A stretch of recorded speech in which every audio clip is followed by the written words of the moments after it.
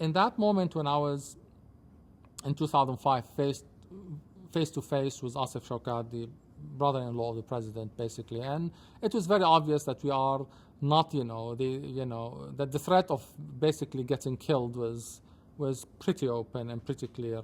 And I defied him, okay, and showed no fear. But then I realized, okay, now it got into this point. Now I'm being said, if I continue down that road, I'm going to end up dead. I have a wife and I have 2 children. Now, the wife and 2 children are not, were new to me. I got married in 2002.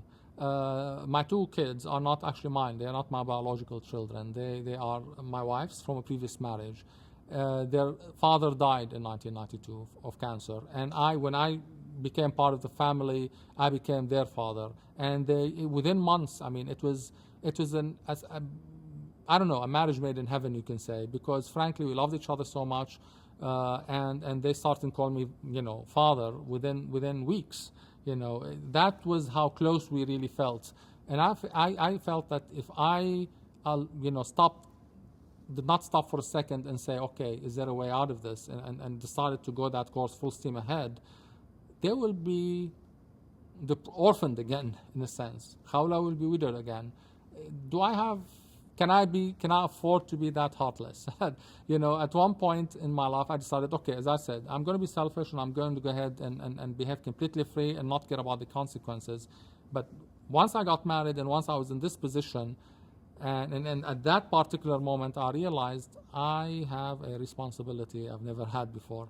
Perhaps if they were my kids, perhaps if there was no such experience before, I would not have cared. And I would have said, okay, they'll be happy their father is a martyr or whatever, My mom and their my in-laws will care about them, no problem. But here there was this question of I chose to be part of a family, knowing the history, knowing the suffering they've had, and now I'm going to impose on them a further layer of suffering, the same kind. In a sense, that was cruel. I couldn't. So when I was talking to Asif Shawkat, and I told him, look, I cannot work for you, and I'm not really afraid of dying. But if you wanted to kill me, you would have done it already. Obviously, you're trying to give me a choice. But instead of making that choice between working for you or dying, why not leaving?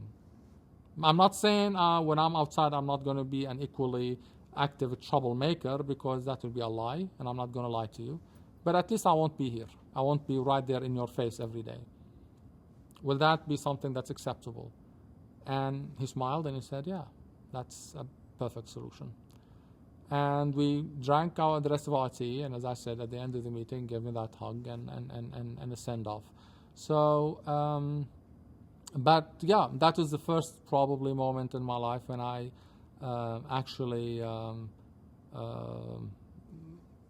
did a retraction. I consider still my departure of Syria to be a form of running away, whether I like it or not. There is no way to sugarcoat it, but I guess it was also a good decision nonetheless.